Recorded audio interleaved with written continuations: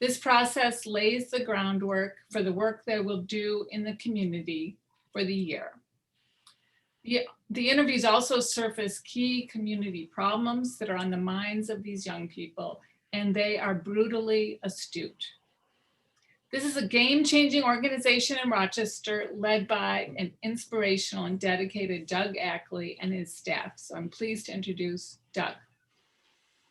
Thanks, Judy, and thank you everyone for giving us this opportunity. I guess, wow, I wrote down a couple notes of things I'd say, and Judy really just killed it. She hit most of the pieces that I was going to say. So I guess for me then, I guess one of the great, I've had a lot of privilege in my life and opportunities. And I guess one of the greatest privileges and opportunities has been this opportunity to lead teen empowerment, and particularly here in Rochester, because I've had the chance to work with amazing staff and young people, two of which one of the staff and one of our young people are joining us tonight, Shan and Destiny. And I will just say that probably some of my greatest learning has come from the young people in this community. And I think that as much as teen empowerment is about youth work, it's actually much more about justice work, racial justice, social justice, and equity work. And I think that is, to me, I think what really, and especially is, well, it always has been, but I think that it's coming to the forefront now. And we're really having an opportunity for young people to be able to lend their voice to some incredibly important issues in our community. And Shan and Destiny and I will hope to talk with you a little bit about how it works, what it looks like. It's not the same as us being in person, but I'm really grateful that all of you signed up to be part of this on your computers from your houses and wherever you are. So thanks for spending the time with us. The other thing that you'll hear about too is that, I did start this by myself here in Rochester, and for a while it was just me. And because of the work of the amazing young people that I worked with in the beginning and all the staff, we have now been able to start a new site, double the amount of young people we're able to hire, double the impact on youth that they're able to have in the community. We started a brand new summer program, which you'll hear a little bit about. And we've got a team of about 11. And so what I will say as you hear this too, as you learn a little bit more about teen empowerment, is that thanks to a lot of you, the Giving Circle, we're not only going, but we're growing and really thriving. And we found a way to really even pivot to this virtual environment and hope to be able to use a lot of those tools as we get back in person as well. So thank you so much. I am going to turn it over to somebody who I have an incredible amount of respect for, because we have worked together since she was 16 years old. She can say more about herself than I can, but I have learned so much from Shan and really been so inspired by her work, leadership, and voice, and so incredibly awed by what she continues to do in her life and in the community and in our schools. And I'll turn it over to Shan to say a little bit about her connection to TE and her journey. Thanks, Shan. Thank you, Doug. Disclaimer, I have two toddlers who are currently running around the house right now. So I have a 2-year-old and a 1-year-old, and they are extremely loud, but they are extremely fun, and I love them. Thanks for having us tonight. I'm really excited to be able to talk about my experience with teen empowerment. Like Doug said, I started working at teen empowerment when I was 16 years old.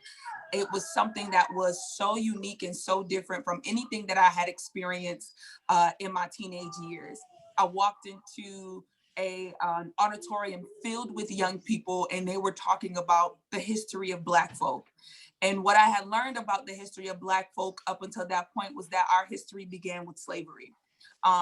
And it ended with when you stand up for what you believe in, you might die, right? And so that is what we are taught. We're taught about Martin Luther King. We're taught about Malcolm X, both individuals assassinated while fighting for rights and equity for African-American people. And so when you learn a history like that, it doesn't empower you. It doesn't make you proud of who you are. Plus, when you're dealing with poverty, you're dealing with the issues that normal teenagers deal with. On top of that, it can seem like you are really facing all of those things alone. And so when I walked into teen empowerment and I looked at all of these other young people sharing their experiences, talking about history, I was like, yo, I gotta be a part of this. I have to be a part of this program. And so 15 years later, I am still involved in the program, specifically working on a project concerning history. And so teen empowerment really put me in a place to want to learn not only about the history of myself, but histories of other peoples, of other nationalities, of other disenfranchised people. And so it really pushed me into the role that I am right now in my life, in my career, which is an educator. I am an educator in the RCSD. I'm a special education teacher, and I also teach Black Lit. And so I've been involved with teen empowerment. I can't ever see myself not being involved in some way, shape, or form with teen empowerment, because it really changed my entire perspective on who I can be and how important my voice was, not only to my generation, right? At the time, it was my generation, but now as an educator, it's all the generations that will come behind me. And so I realized how important that was through my work at Teen Empowerment. And wanting to change the community was something that I always had a passion for. And guess what? Teen Empowerment was willing to pay me to do it. So why not work for an organization that would allow you to use your gifts, your talents, your voices to promote change in a community that you live in and that you are a part of every single day, but go beyond that and say, you're so important, you are so valuable, that we're gonna pay you to do this type of work. And so Teen Empowerment put me before police chiefs and mayors and governors in other states.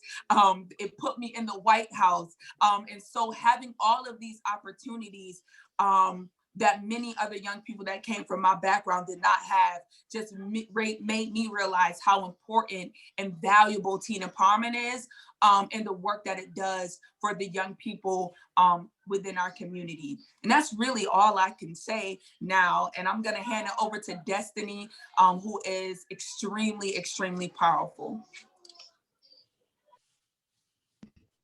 Hi, my name is Destiny. I am a second year youth organizer, or former youth organizer at Teen Empowerment. So I started working at Teen Empowerment my ninth grade year, and I've stayed involved ever since. Like Shan, I do have toddlers in the house, and a newborn. So I apologize in advance for any background noise, and I will do my best to speak louder and overpower them. So I'm just gonna start off by reading something that kind of hopefully gives a better understanding of TE, what it means to me, and how I've been involved. When I first arrived at TE, which is what we call Teen Empowerment, I was 14 years old and I felt completely broken. I had a lot of challenging things going on in my life at the time and felt angry. While working at TE, I eventually learned how to convey my feelings and speak my truth. I continuously shared my feelings and spoke my truth. I continuously shared my story with hopes of impacting others while healing myself in the process. TE helped me realize that my anger could be transformed into passion, strength, courage, and love for myself and those around me. I learned that I matter and I could no longer stand by silently while so much of my community needed to change. I continuously wrote and performed spoken word pieces in front of my peers and friends at TE. Shortly after, Shortly after, instead of me bugging my friends to come to these events, they began asking me when our next events were. I spoke on panels about how society's perspective of African American girls were both incorrect and hurtful. I performed at the March for Our Lives rally on behalf of the Black community that is almost never acknowledged when illegal guns took the lives of young boys and girls. I spoke at school board meetings to convey the basic needs of students in RCSD and many more events leading up to the Teen Empowerment's annual luncheon, where me and the other youth organizers performed in front of more than 900 people. In each of these moments, I felt powerful.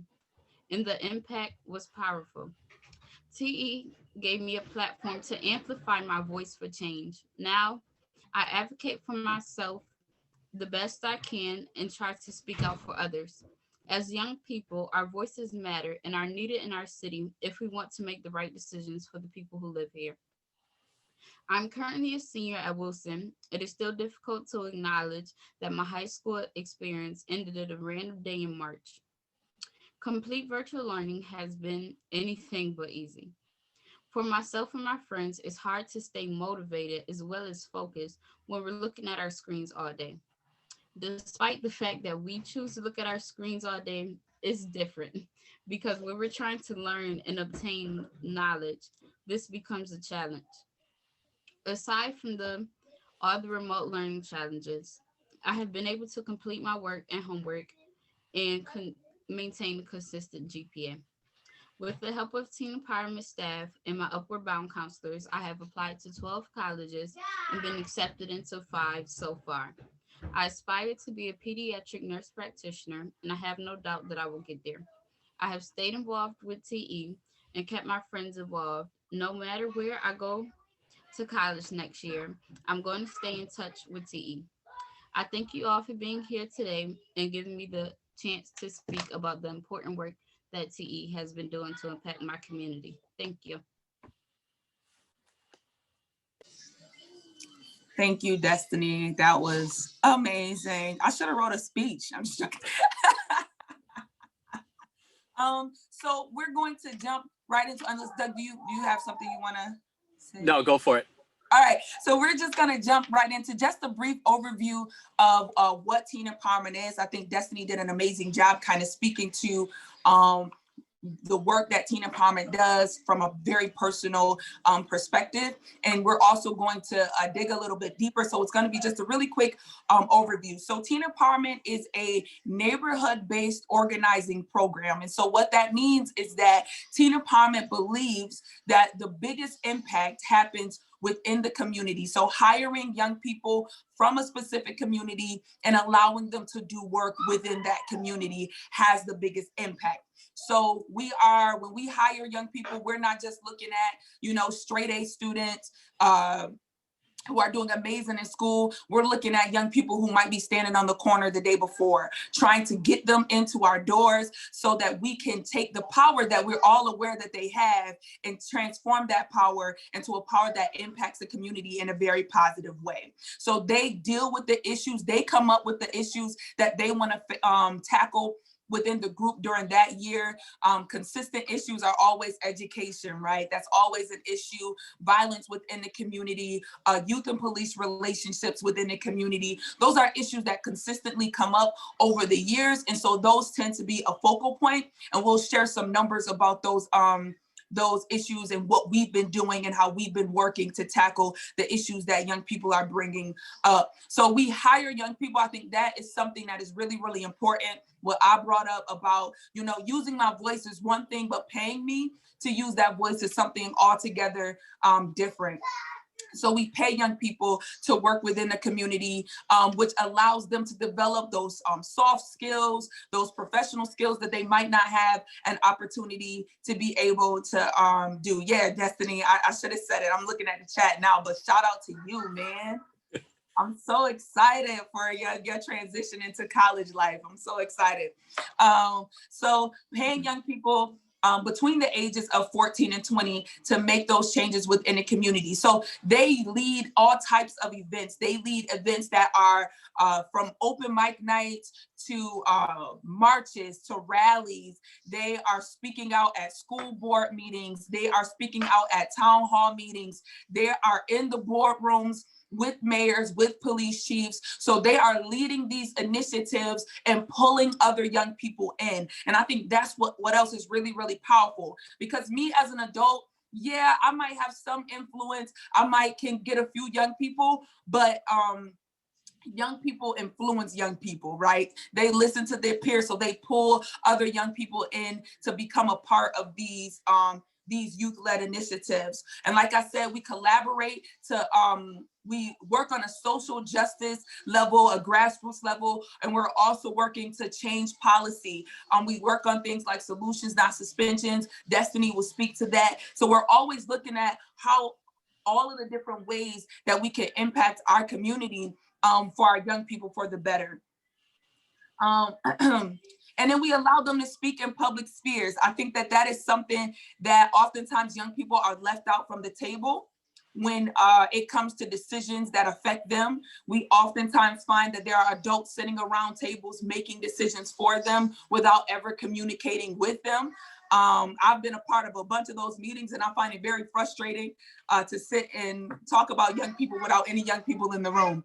And so we make sure that when in certain spheres where young people's voices have been absent, we make sure that young people are being heard and that they're being at the table and they're not just being token. We don't want tokenism. We don't like token young people. We want young people that use their voices. And so some really quick numbers is that over the years that teen empowerment has been in Rochester, 4,100 young people have participated in a teen empowerment interview. And if you know anything about a teen empowerment interview, it is not your typical interview. You walk in with, Doug went through it, I went through it, Destiny went through it. You walk in and it's a group full of other young people. They're talking about issues that they are dealing with. They're talking about what you can do to deal with those issues, what you want to say, and then what talents and gifts that you have. And oftentimes young people have no idea all of the talents and gifts that they have until they are asked. So Teen Empowerment's interview process really is something that is unique to Teen Empowerment. You won't find it anywhere else at any other organization. We've had 206 full-time youth organizers over the years that Teen Empowerment has been in Rochester. I have been one of them. Destiny has been one of them.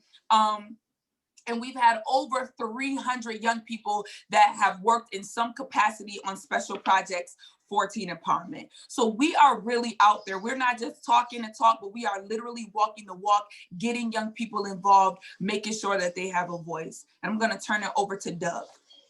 Yeah, thanks. I'm going to, Terry, just to give you a heads up, I'm going to just do a quick introduction to this first video because I think that sometimes you can hear about teen empowerment and get a little sense of what's happening, but I think until we really see teen empowerment in action, it's hard to oftentimes picture it.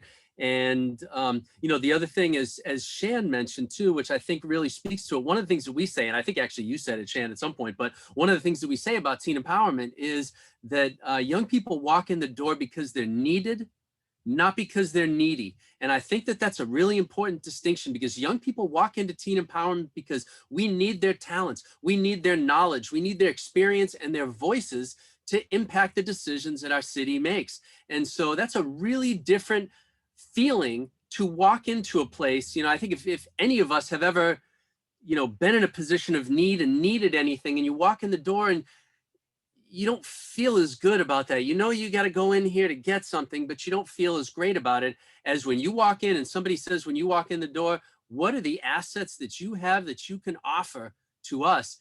That is a very different feeling. And that's why we bring young people in. It's why we hire young people and pay them. And as Shan said too, I mean, oftentimes, I know kind of economic development and empowerment is a tenet of this group.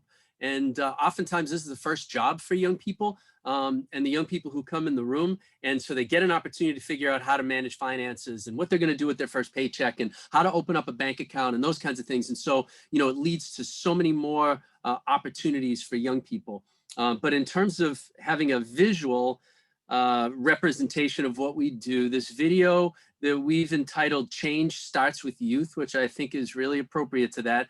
You will see one of our own here on this call, Destiny Ford, actually is one of the, I guess we'll call it the stars of the video. So with that, Terry, if you have the Change Starts with Youth video queued up, we'll see if we can let this roll.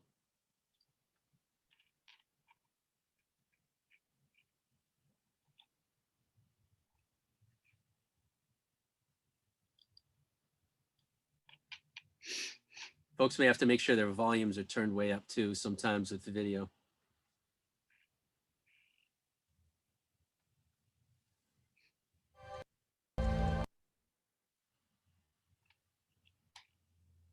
oriented. The youth organizers, we plan events for like teens to come to. You could come and talk about how problems in your community affect you. It's a place that helps the community in 1,000 different ways. We've had things like open mics, brunches, block party, live DJs, so people come out. It's always free. We would go speak at school board meetings. We would go to conferences. We're always there for each other. It lets me like get to know more about myself in a sense. I get to say a lot of stuff that I usually can't say to people. I say it in a way where they could understand it. Oh, I feel where he was coming from on that. I've been through that before. They listen to your ideas, your thoughts. It makes you feel like, okay, all of this is worth it. There are actual people out there that care. When I first got hired at Teen Empowerment, I needed a job. My mom was struggling financially, and I'm like, this is right in my neighborhood. This is something I could do. My dad had a massive heart attack. My whole household was just like breaking apart, being depressed, and how it affected me. Teen Empowerment definitely helped me realize that I need to get better. I found a way to express myself. I did it in the form of like spoken word poetry, which was like very impactful and it's very powerful. Being able to use my words or use my views and change a lot of minds of whoever's in the crowd, make them feel it, have that connection with the piece or relationship with the piece. It just shows you the effect that your community has on people. Giving back to the community has always been big for me because that's where I was raised. That's who actually like made me me. Love, peace, safety.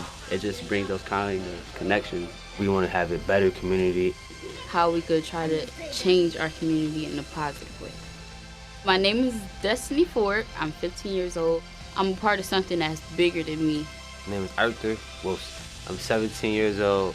When I leave here, it's like I'm leaving the nest. It's like now pass down the stuff that they taught me. I try to give the wisdom that Teen Empowerment gave me to other people. My name is Xavier Campbell. I'm 18 years old. The connection and the relationship, it just shows what people can do when they put their mind to things. Having a place where you can speak your mind and be comfortable and be yourself, I bet for sure that they'll have a lasting impact on you.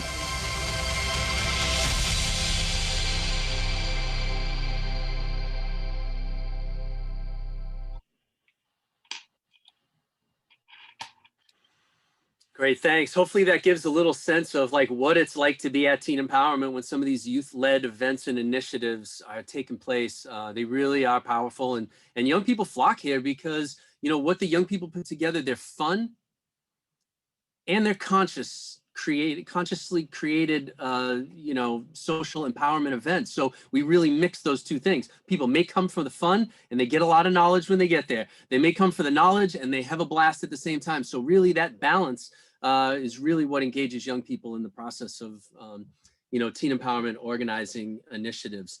I'm going to share a screen right now to, let me see if I can get this right. Shannon and I are just going to walk really quickly through what it is to be a youth organizer, because you're starting to understand this word youth organizer, and it's, you know, how we hire young people in these positions.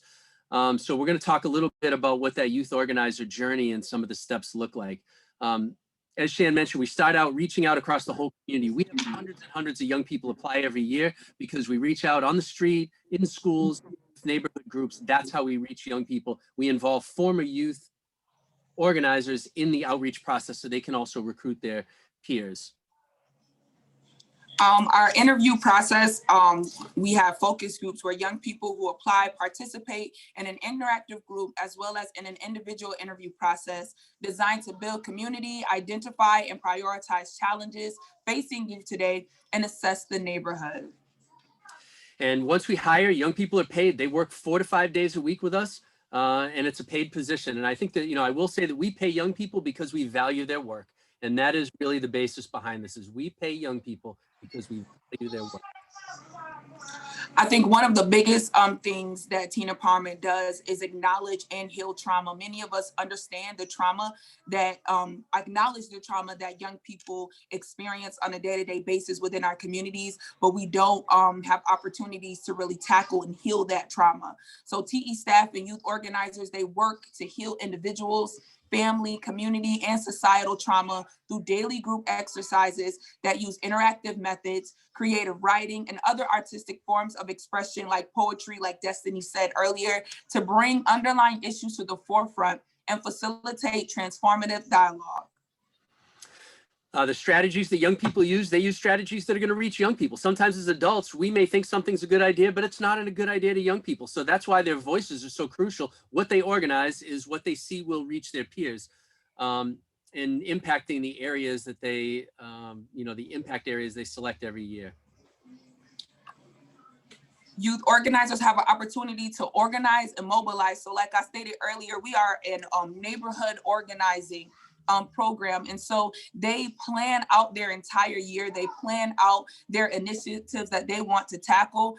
And so at the root of it, they are always aware that it is a movement. They are working towards creating, promoting, and pushing for change within their community and within the policies that affect them on a day-to-day basis. And we spend a lot of time with real honest evaluation, because everything that we do, the young people evaluate every single day at work. They evaluate every single event that they do, so that every time we do something, we use the information that we got from before so we can improve on everything that we do. We continue to make recommendations to get better at everything that we try and we do. Yep, and just like they evaluate every day, they receive feedback every single week in a positive way that they aren't really used to. So they are critical. Feedback is something that's critical to their own personal development. Youth organizers are trained to give and receive life-changing feedback during weekly group sessions. Feedback is something that allows them to grow. So if they are being damaging to the group or damaging to the community, they have an opportunity to address that in feedback. But also if they are doing amazing work, if they are uplifting community, if they're doing amazing things, they also receive that feedback. So they are getting a balance of where we need to improve, but also what we're doing, what we're really doing well.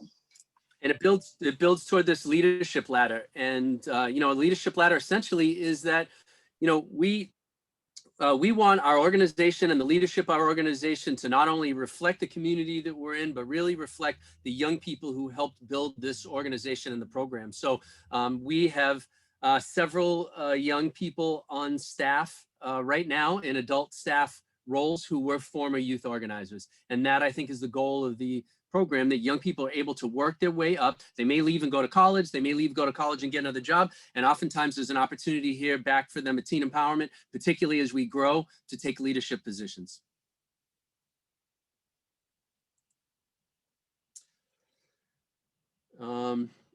Okay, the other thing is that we do things really interactively at Teen Empowerment. And if we were in person, we'd be able to do that in a much better way. We actually have a book called Moving Beyond Icebreakers that really guides a lot of the interactive work that we do.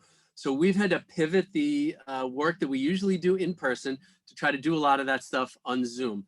So here is, I'll get to that, thanks. Here is Destiny. I'm going to turn over to Destiny. We're going to try something with this group. So I hope everybody can try this out. We're going to try something with this whole group. Des, see what you can do, and we'll help out if we need. Do they need to be off mute? They will need to be off mute for a minute, yes. Okay, hold on. Actually, everybody gonna need to just unmute yourself. I just sent a little note. There we go. Take it away, Leslie. Should everyone be on gallery view, not speaker? Nice and loud, Des.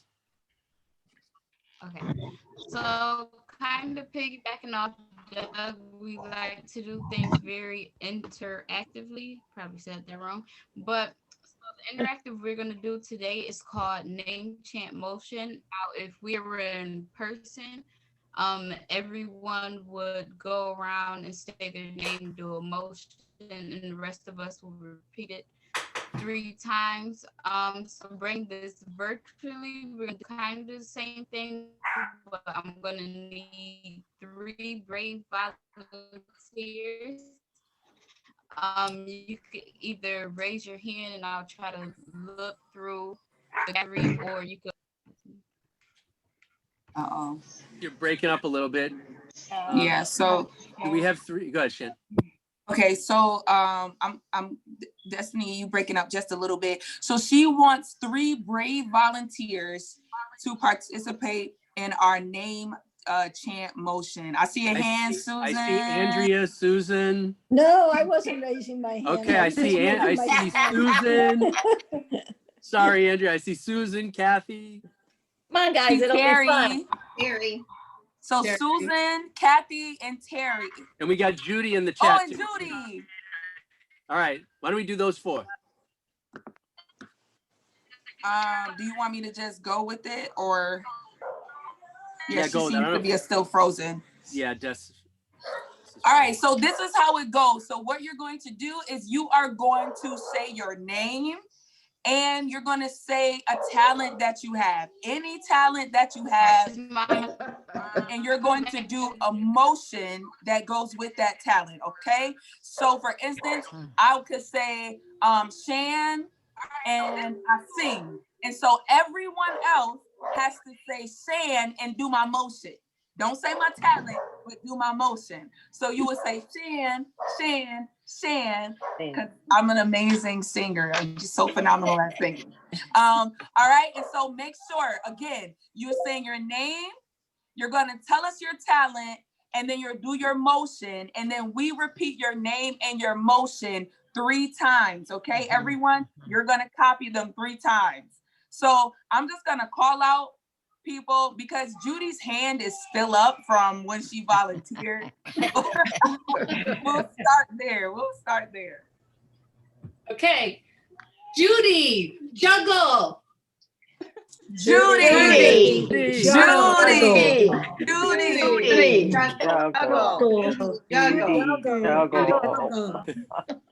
Okay, I'm gonna jump to who I see on my screen. So I see Terry. Terry, smile. Terry. Terry. Terry.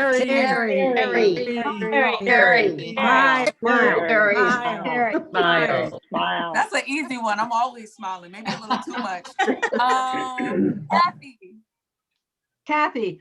Bicycle. Kathy, bicycle. Kathy.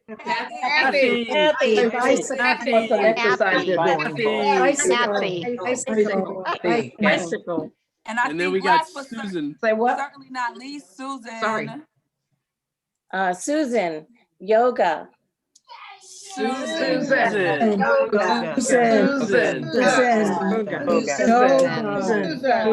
Yoga. I probably need to start my day and end my day that way, but it does not work out like that. Destiny, you want to take over? Okay, yes. Sorry about my connection earlier. Can everyone hear me? Yes, we got you. And you can mute yourselves now.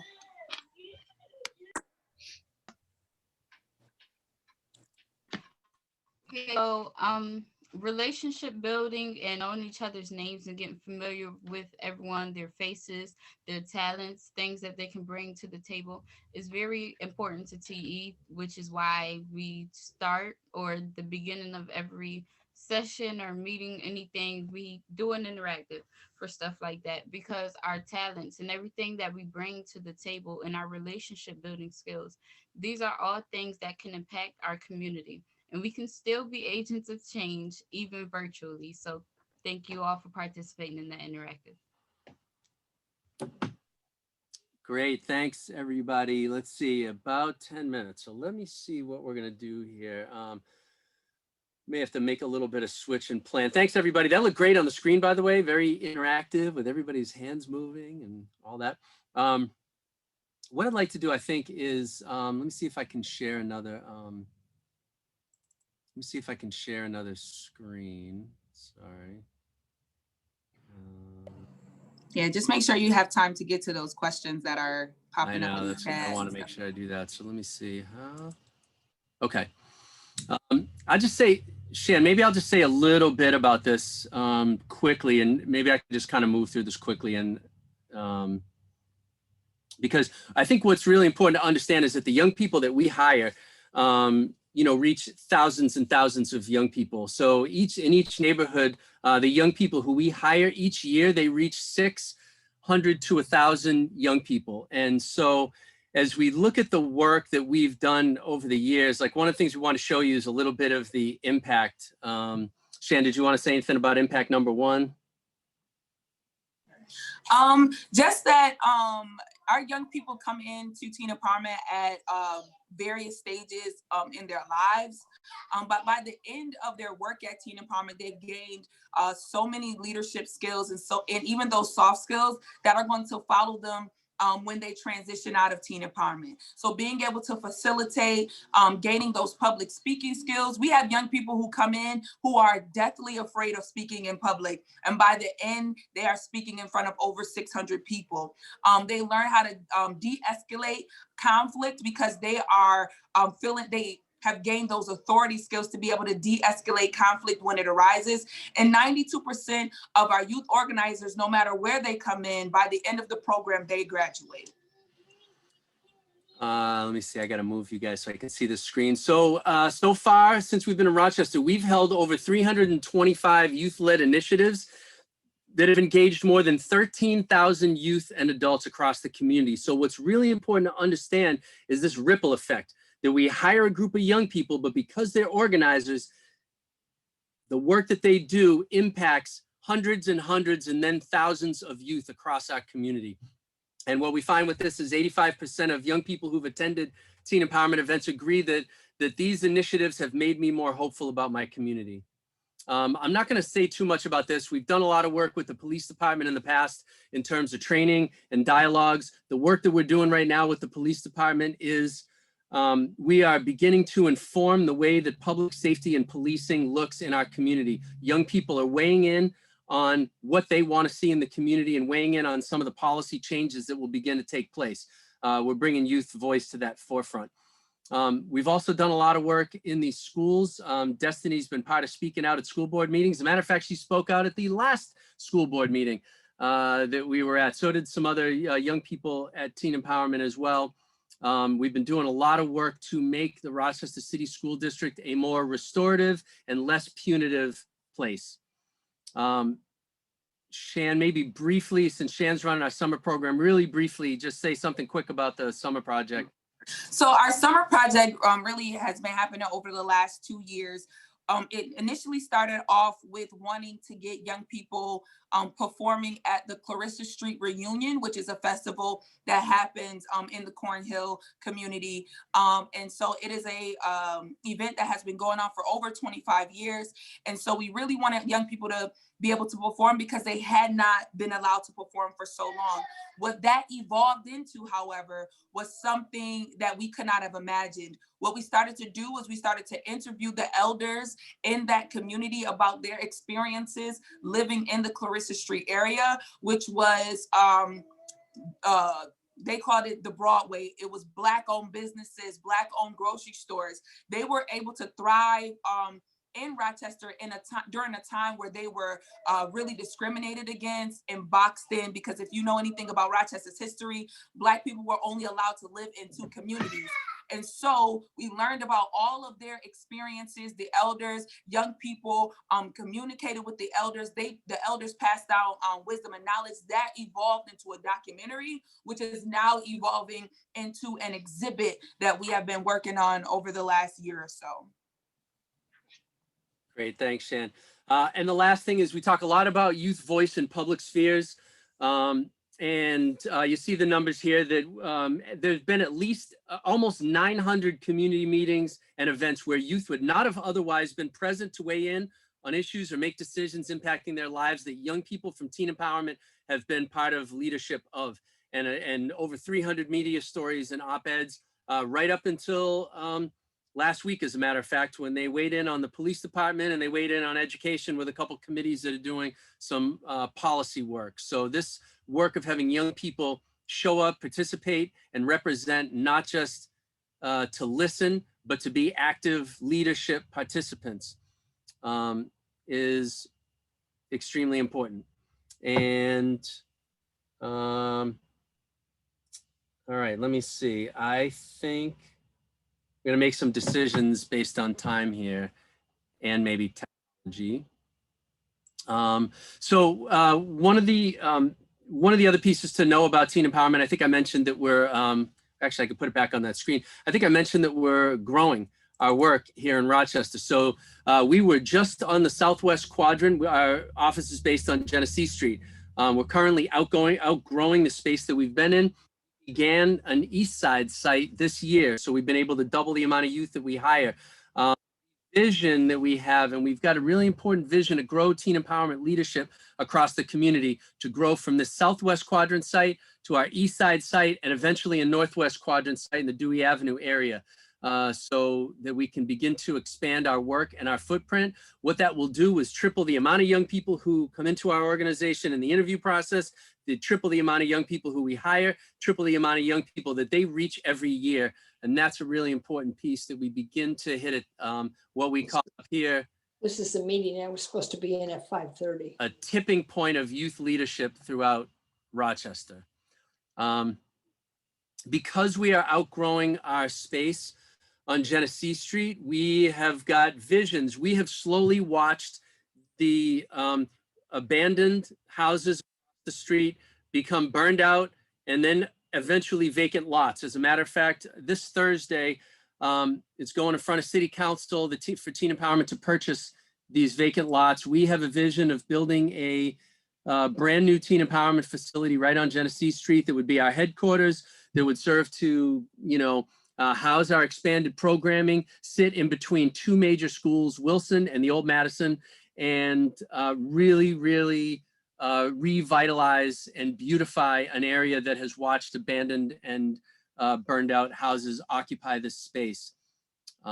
So we've got some really exciting plans that we hope to come true through this vision. And I think, how are we on time? We got about 4 minutes left, is that right? We've got a video that shows some of the work that young people have done to envision beautifying this area. And one thing I'll say is, as you see the abandoned houses that are in this video, that's the space that I'm talking about across the street from Teen Empowerment. So all the pictures of the houses are what we're proposing to beautify. So as you see these images grow, young people have been integral in the plans for this. So Terry, if you have the second video queued up, we'll play this and then we can open it up for questions for folks. And Terry, remember to just stop it after about 4 minutes and 20 seconds or so, if you would. I think you'll see just credits. Much to be excited about anymore, because everything that was Rochester isn't a part of Rochester anymore. When I walk around my neighborhood, I don't see any positive things or anything that try to bring like positivity out. Around here, not enough money is being put in to make this like a place that we can call home. All you really see is burned down houses, abandoned stores. You have old broken factories, people walking up and down the street without a house to go to. You have kids fighting. Slumlords who don't really do what they're supposed to do. I have an abandoned house next door to me, probably about 5 abandoned houses on my street. Like, that's ridiculous. It shouldn't be that way. When I walk around, I just feel like they abandoned us as a whole community. There's a neighborhood called Neighborhood of the Arts where my school is, and it's what I would like my neighborhood to look like. I want to see more graffiti art. You know, like dance studios. Rapping is art, music, period. Parks with spoken word, poetry, singing, dancing, stuff that we can be a part of. Some nice, like, bright paintings in the park. Tiles with words on them. A yoga place, like, things just to, like, just meditate your mind. Like a nature walk where you could, like, look at the tiles and get inspiration. And, like, make you feel like you're in, a peaceful place where you can just be in safe and in harmony and don't have to worry about things while you're out there. I feel like if we had things like that in our neighborhood, we could think, we could think about other things besides thinking about the friends that we've lost and the friends that we could lose. It's just so much going on in our generation that we have to deal with the trauma. Living in such poverty, it shouldn't be like this, but it's just like, it's normal. It's normalized to us because this is how we've grown up all our lives. There's nobody investing in us in the neighborhood, or we're not investing in ourselves because we don't see the potential. An easy way to always be oppressed is to make people feel as though they're not worth anything. Community development to me is not just the community, like buildings and all, like relationships. Like showing love to our community, you know, showing our community that we can be together, that we can work as one, that we can unite, and, you know, in a positive way. You don't have to feel like you're alone. Come here and express yourselves, make new bonds and relationships, get new opportunities, you know, for maybe a job or something that you know, interested in. Talent is a big thing that's amongst teenagers that a lot of people don't notice. Giving the youth the power to actually have a job, because the youth are the foundation, so that's where we start. Mostly it's like adults, they have the power to put certain pictures and certain arts and certain works here. Something that has never been created yet, like that's what the youth does. If we have the power to help to create that image, then we will actually, we feel more entitled to it. We feel like that it's ours, that we should keep it up and take care of it. When we are able to be surrounded by beautiful things, we can grow up and like know that that's what we deserve, but we don't think we deserve it because that's what we're taught. But now it's changing because we know we deserve more and we're working for more. I feel like the youth, they're going to incorporate who they are into it, and piece by piece you're going to see our neighborhood as a whole. Get into certain public officials' heads and just realize we're making a change, not overnight, but slowly, you know, we're trying, and we're going to need more help with that. And we want y'all to be a part of that family that we building up. Many different things to just come out of teens working, because later on they could walk past like, wow, I really did something in my neighborhood that made a difference. Yeah, can we change the game? If we choose to change, we can change the game. In my hometown, can we change the game? If we choose to change, we can change the game. Yeah. Great, thanks. So I pointed out those buildings. The other thing I'll just point out about that video, which was done a few years back, was that two of the youth organizers in that video are now working on our staff. One of them is helping to run our West Side site, and one of them is helping to run our East Side site. I saw a question in the chat about our funding, and I'll speak to that really quickly, and then maybe there's some other questions out there. I'm not sure how questions are being gathered, but you know, as a small grassroots organization that has grown considerably over the years, you know, we've done this fundraising community luncheon that has really given us a lot of visibility. Many of you have probably been at it or experienced it in some way or another. And one important note about our funding is that the kind of visibility that we've and community that we've built through the luncheon, when we started the luncheon 10 years ago, individual and corporate donations represented about 0.2% of our overall budget. And in the 10 years that we've been doing this luncheon, individual and corporate donations now represent about 47% of our budget. So when we talk about folks like yourselves, businesses in the community, and other individuals getting behind the work that Teen Empowerment does, it's had a significant impact on allowing us to sustain ourselves in some really difficult times and now be able to grow. And as we start to carry out this vision of growing to more Teen Empowerment sites across the community and beautifying the space across the street to give us an amazing headquarters, you know, we're really going to draw on the folks who have come to support us in the past, and really ask everybody to expand that group by reaching out to folks who you know. So I think that, you know, you've seen that, we've seen that piece of kind of community-based fundraising really help us, and we hope that it continues to help us in the next phase. So I'm going to jump in here.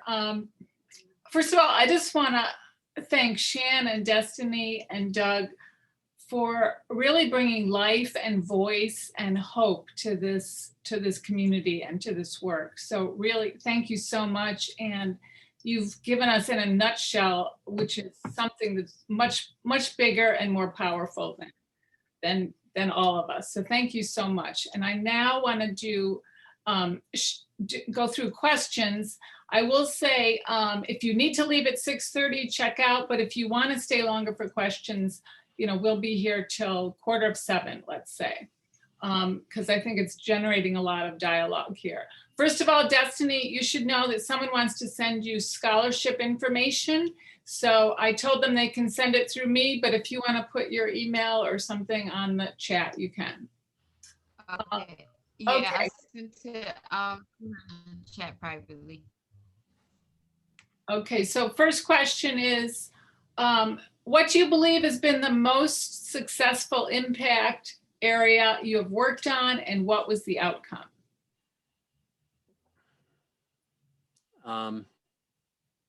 Wow, we've got a couple amazing things going on. I could start it, and Des, I don't know, you're cutting in and out a little bit, but like I feel like a lot of the work that we did around education in the community with the district to bring a lot of the restorative measures in. We changed the code of conduct that was suspending young people across the district, young people of color in particular, at an alarming rate. And because we pushed, and when I say we, the young people and the staff at Teen Empowerment pushed to push for more restorative measures in the schools, and Destiny actually did a lot of push for that. And then she became a rock restorer, where she did some of the restorative work that was taking place at Wilson. But I think we really started to shift the climate in schools. People felt the difference between not being approached with such an authoritarian presence and being approached with much more of a community-based presence. And that, I think, is an impact that, you know, we don't know that we will ever, you know, be able to measure the kind of impact that it had, but we know that that grades improved vastly because young people were spending more time in school than out of school. And there's a direct correlation with that. I can actually send, well, at some point, like a study that was done. I don't have the figures up in front of me right now, but there's a really great report that was written about that work that was done. And I can share that with this team if anybody likes some nighttime, bedtime reading. Thanks.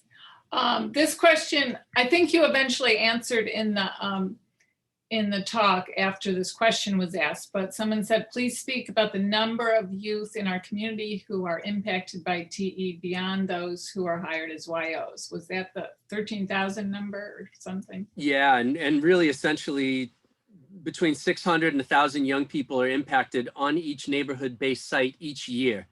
So that's really important to know, which is why growing by neighborhood-based site starts to increase, you know, the amount of young people that get involved and really starts to have a tipping point of youth leadership across the city. A question, Carol or Nancy, you can think about this and get back to us. We want you to share how the circle funds are used at TE.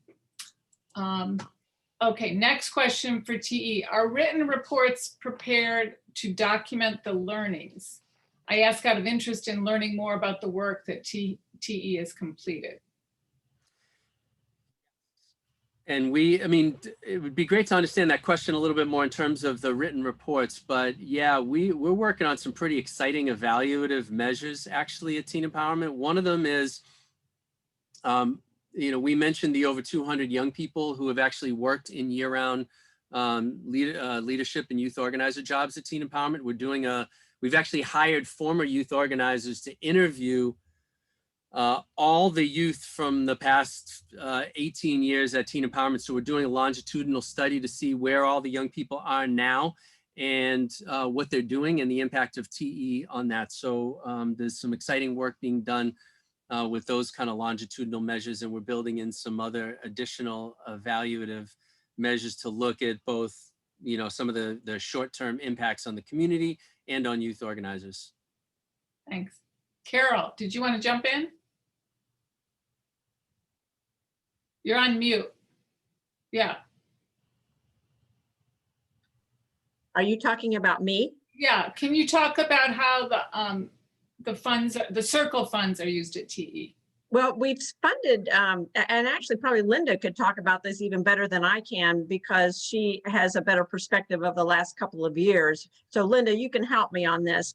But what we have funded was,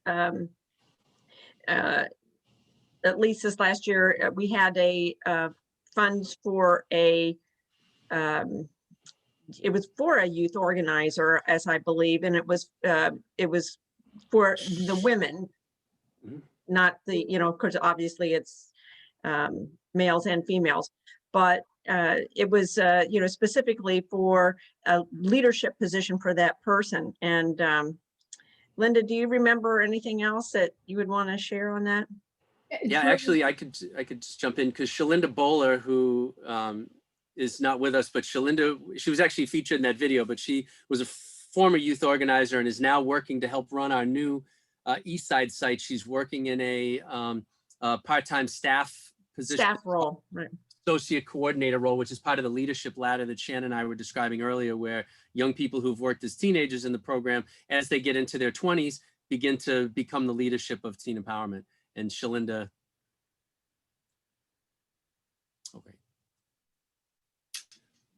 Okay. Someone's clarifying their request it. for written reports. They want to learn more about the issues the YOs addressed and what they learned and were able to accomplish regarding the issues. Yeah, that's great. We can certainly follow up and get some information on that. We were actually, Shannon and I were in a meeting today where we're looking at this year's group of youth organizers and the areas that they're, the impact areas that they're looking at right now. So I literally was just in a meeting today and they're focusing, both sites are focusing on education. There's focus on parenting. There's focus on, Shan, help me. Violence, mental health is actually a really big issue that both sites are tackling. And it's what's been going on in the pandemic. We're looking at, improving what's going on. Other issue, impact areas, Shan, that trauma, violence, sex trafficking. So those are some of the issues that have been coming up across the sites.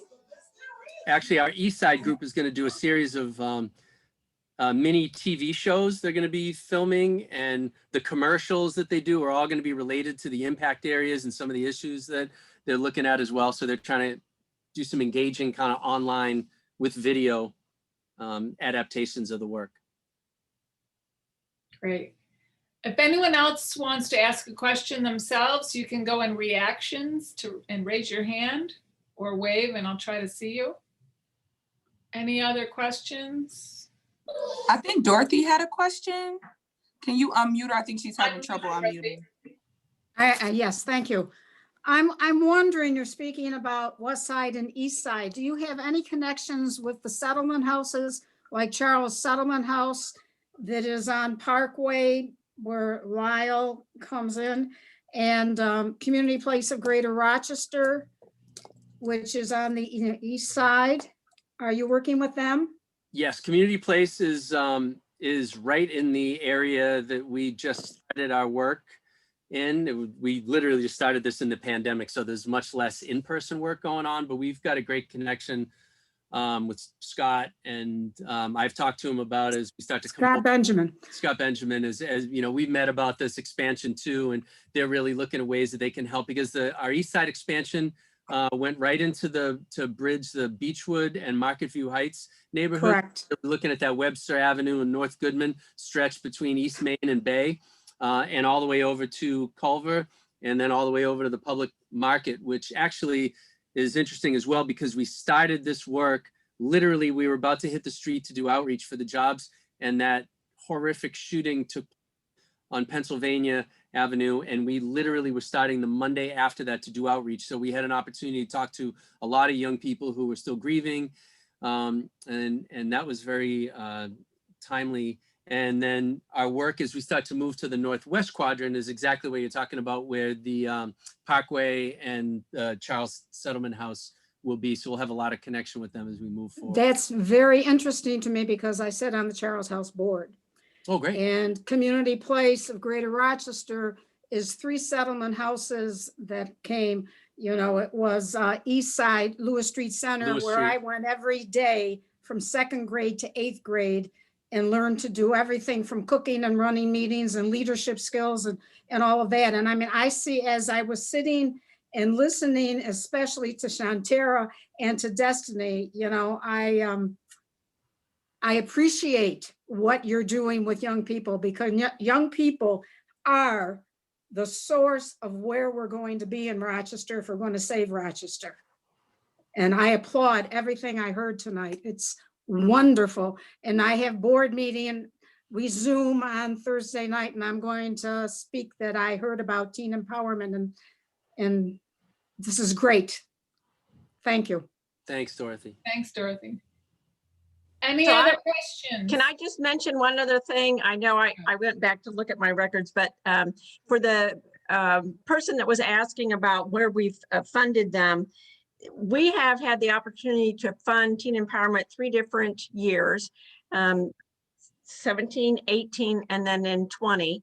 And each one of those was for $25,000. And the programs have varied just a little bit. But as Doug talked about, it was generally around some of the leadership roles for women in that organization. So just so that you know what we funded for them. Thanks, Carol. And it's probably important to note too, that when we hire youth organizers for each group, we actually hire a group that's balanced in that way, so that we try to hire half young men and half young women. And we've spent times in the past, where they've had opportunities to split, and we've had opportunities to do, dialogues that focus a little bit more around men and young men's issues, and dialogues that are able to focus a little more on women and young women's issues. And then they're able to kind of bring back and listen to each other, which is really fascinating and powerful. Great. Okay, well, thank you so much, Shan and Destiny and Doug. This was really a great presentation. And to all the Circle members, we'll be sending an evaluation out tomorrow, so please fill that out. It helps us to plan future programs, and it will be great feedback for TE also. So a big round of applause for TE. You can unmute. Thank you. Thank you all. Terrific. Thank you. Awesome job. Awesome. Thank you for having us. Thank you. Thank you all too. You're an amazing group, and we appreciate you. Thanks for the opportunity tonight. Thank you.